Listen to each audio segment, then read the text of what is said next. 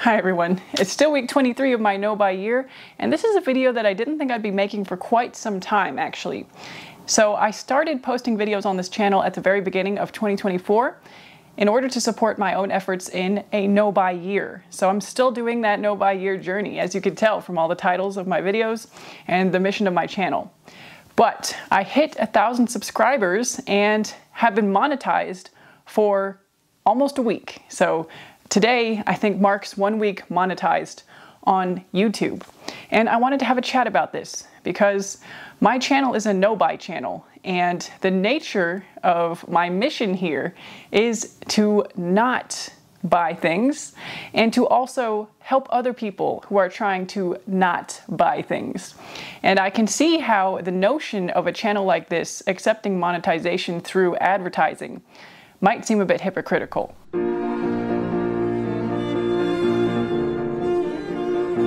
So let's unpack that a little bit more. I can agree with the point that earning any type of money through any type of advertising, when my goal is no buy and helping others in no buy, I can see how that is indeed a little bit hypocritical. But I wanted to talk about a few points that helped me come to the decision to at least experiment with monetizing this channel. So first of all, if you saw my budget video from earlier in the year, you'll know that my personal income is not very high. I make under $30,000 a year, and I think actually this tax year it's going to be even less because my main contracted job at the symphony is only for about $20,000. I work part-time, but that's about where my income level is. And my husband does make the majority of our family's income. So I personally don't have that high of an income, and I'm also limited in the work that I could do outside of the home because right now I have small children and I can't just take every work opportunity that presents itself. And in doing these videos, my primary motivation was never the monetization journey. I don't have any illusions that this is going to become my full-time job. In fact, I can tell you right now, it is never going to take the place of my creative pursuits. I'm always a musician first and foremost, and this is how I want to make my living. And whether that's through performing or teaching music, I'm never going to give that up, regardless of where this monetization journey goes. And I also, like I was saying, I don't have any illusions that this is going to become a viral smash hit channel where I'm suddenly making thousands of dollars or anything like that. Partly because of the nature of my content, convincing people to not buy stuff is not really that sexy or exciting or captivating for advertisers. I mean, I actually think it's kind of ironic to be earning any money from advertising when my very ethos is presenting viewers with an antidote to the constant cycle of advertising and wanting things and shopping. So I kind of like that tension, that dichotomy of like, you see an ad, but here I am coming up right afterwards to say, you don't need to buy this, or this is how I've been fooled in the past. Let me share my story in the hopes that it can resonate with you and help on your journey to become a more conscious consumer. So I guess I'm going to ride the wave of potential hypocrisy for now and just see where it takes me. So I'm going to share how much YouTube paid me for my first week monetized. Actually, I haven't been paid yet because you have to reach a $100 threshold to be paid. And I guess they pay once monthly. I'm still learning. But I will share what YouTube's estimated revenue for my channel has been for the first week at the end of the video. And in the meantime, I also wanted to share some quotes and some more, I guess, of my thoughts as far as when monetization and influencing becomes a problem.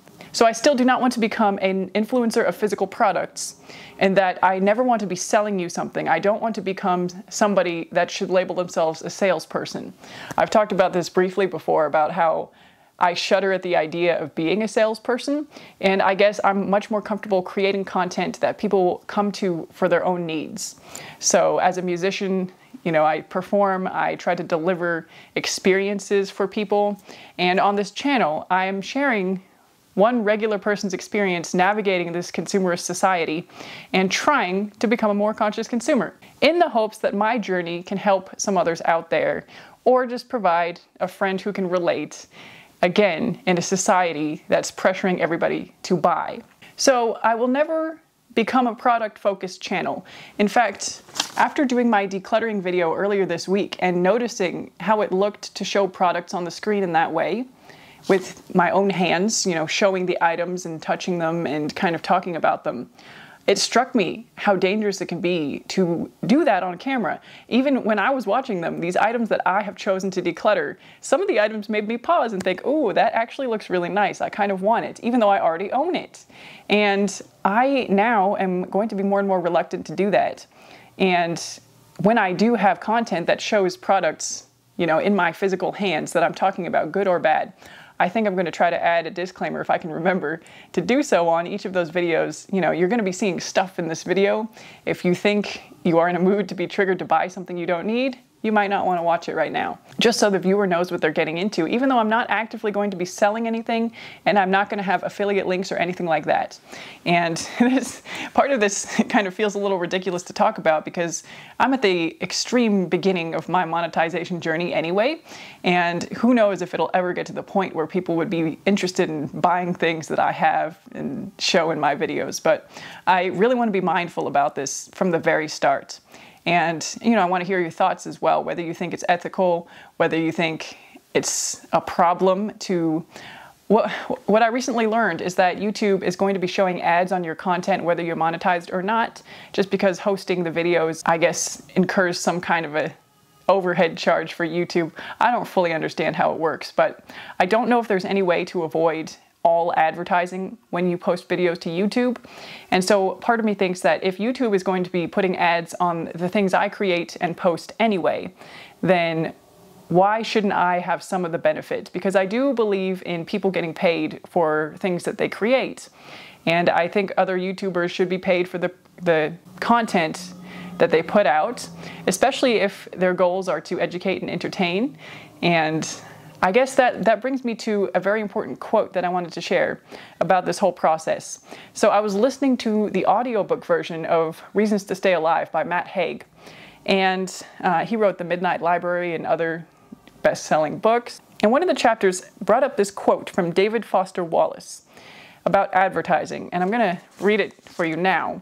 "It did what all ads are supposed to do, create an anxiety relievable by purchase." So when you see an ad on YouTube, what anxiety are they trying to create? And how are they promising to relieve it by your purchase of their product?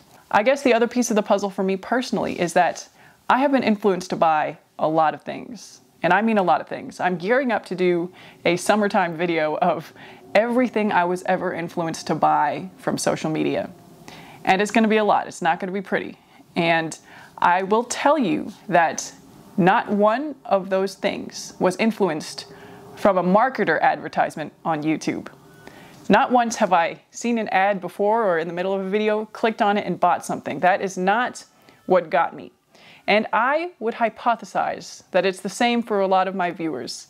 So let me know if that's true. Have you ever bought something from one of the front screen or mid-roll ads on a YouTube video? No shame if you have, no judgment if you have. I'm just very curious to know, because those were not the tricks that got me. I found it much easier to resist the idea of a corporation's marketing material than it was to resist an individual's material. So when a YouTuber, a person on a YouTube video, talked about something that they enjoyed, I wanted to try it. When a YouTuber got a sponsorship from a brand that sounded interesting, and I thought that my purchase would also support them, I wanted to try it. So it was the personal connection, or the illusion of the personal connection, that got to me the most and got me influenced. And then there was, on medias like Instagram and TikTok, the repeated exposure by seemingly real people. They are real people, but they're also people who make their money from products. So in a way, they're salespeople advertising, but that's not how I thought of it at the time. But influencers repeatedly showing me the same products, the same trends, the same things that I need to have, that got me as well.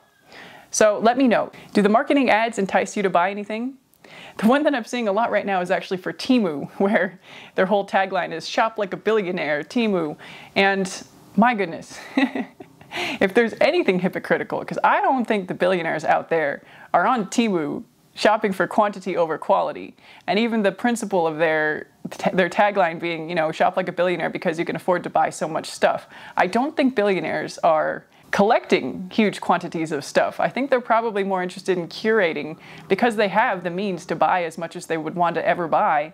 they're probably very carefully curating their purchases and possibly spending a lot more money than you or I would be able to spend on a single item.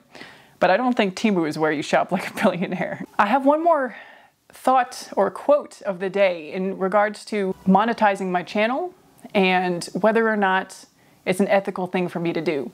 And this came from the podcast If Books Could Kill, which was very kindly recommended by a comment on one of my earlier videos. And see, I do take all my comments seriously. I was listening to If Books Could Kill, and the episode was The Subtle Art of Not Giving a Bleep. And I was excited to listen to this episode because that book, okay, backstory. I picked that book up because my brother-in-law owned a copy, and we were at his house and I picked it up and started reading, and I was not even interested in finishing that book after reading the first couple of pages. I used to be the kind of person that would finish a book even if it seemed bad. Like, no matter what, I would finish every book that I started. I wanted to see the author's ideas through. I wanted to get the full picture before judging. But now I'm in my 30s, ain't got time for that. I'm not gonna, if I disagree or have icky feelings about the author's point of view, when I read the first few pages of a book, it's do not finish, did not finish. Anyway, so this is one of those books that I was immediately turned off by. And I was looking forward to it getting kind of ripped apart by the podcast hosts. But the episode had an unexpected, very timely piece of wisdom for me as I was thinking about making this video and talking about the ethics of monetizing a no-buy channel. And the quote that I heard from one of the hosts was about grifting and when the pursuit of money becomes a problem. And so I guess it's kind of a definition of what grifting was. One of the hosts was saying that grifting is where the money gets in the way of the authenticity of your content or goal. So I think for me, again, that's maybe the second bottom line here. My authenticity of content is not going to change. My goals are not going to change. It doesn't matter whether I'm gaining or losing subscribers or gaining or losing possible income, revenue, whatever. My goal is the same. I'm sharing, again, a regular person's journey of navigating this consumerist society and trying not to buy things. Trying in a more extreme way to not buy things for a whole year, and then trying to figure out how to loosen the purse strings in an appropriate way in the years that come. Because I want to live my life as a conscious consumer. So that message is not going to go anywhere. Part of the way that I make my videos is actually to serve this message. I have looked into, flashier editing techniques and people who use more music and catchier, more popular tunes and stock footage and, have objectively more produced and possibly better, more enjoyable, more attention-grabbing content. But again, the authenticity of my message is to connect with you as a regular person. So we're here in my corner of coziness, my anti-consumerist corner of reflection, whatever you want to call it. Most of the time, we're right here. I'm talking directly to you. I'm sharing my real thoughts and my feelings as they come up in the weeks of my life. I can't promise that my opinions and thoughts will never change, but I can promise that at the time that I'm telling you, I really believe what I'm saying. And that's never going to change. I don't think things are going to get a whole lot more flashy around here as far as trying to grab attention, because again, it's the ethos of people will come to me if they need what I have to say. And even saying that sounds a little bit egotistical, dare I say, and I don't want to come across that way. I don't want to insinuate that what I have to say has inherent value, but I do believe that at the times of your life where you need certain things, where you need certain advice, where you need certain people, where you need certain sources of inspiration, I think that is a time where you will find it. And if you found this channel and you found me and you've found this regular person going on a no-buy year and any of that resonates with you, I mean, first of all, welcome and thank you for your presence. Second of all, that's what this is always going to be. This will always be a safe space. I can tell you right now, product-based sponsorships are never going to be a thing here. I have my own personal feelings of irritation when I see other creators interrupting their own trains of thought to tell us about a product that they've recently heard about or a service they've been using, especially if it's not something that I've heard of before or that I've seen them use before they were paid to talk about it. So that is definitely not something that I want to do here, no matter how much money it might be on the table for it. So that's a promise I'm willing to make to you now. And I did also say now that I was going to share what YouTube estimated my revenue at for the first week of me posting on here. So my estimated revenue for this week is $25.75. So much more than I actually expected. And I guess I'm honestly surprised that a channel, I have 1,321 subscribers currently, and if you all don't leave as a result of seeing this video, you know, that might be about where I'm at when this goes up. So I'm a very, very small channel still, and you know, somehow I made $25 in this past week. I can go into deeper analytics in another dedicated video, and I actually do intend to stay transparent about this as long as I keep the monetization turned on, because you are a part of the process, and I think you deserve to know what the results are of, you know, your presence here and what's going on behind the scenes on this channel. So I think I might do an update, you know, possibly every 6 months. And for your own curiosity as well, you know, if anybody's thought about becoming a content creator as such, even if you're not going to be an influencer, this might be a picture of what it could look like for, again, a regular person without special skills as far as video editing and talking on camera even.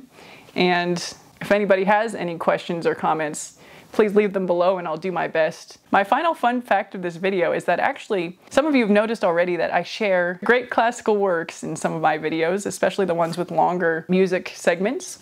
And for those videos, I actually don't get monetized because while the music is out of copyright because it was written over 100 years ago, over 70 years ago, or whatever the copyright law is, the recording artists are still the ones who have the claim to the work.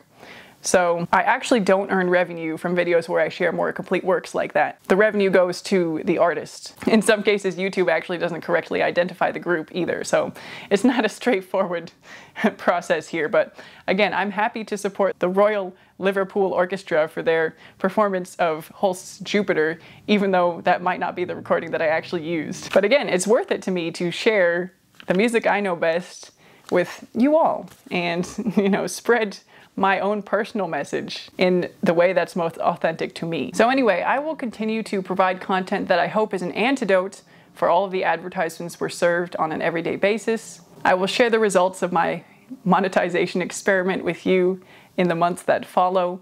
And thank you so much for being here. I hope you have a wonderful rest of your week.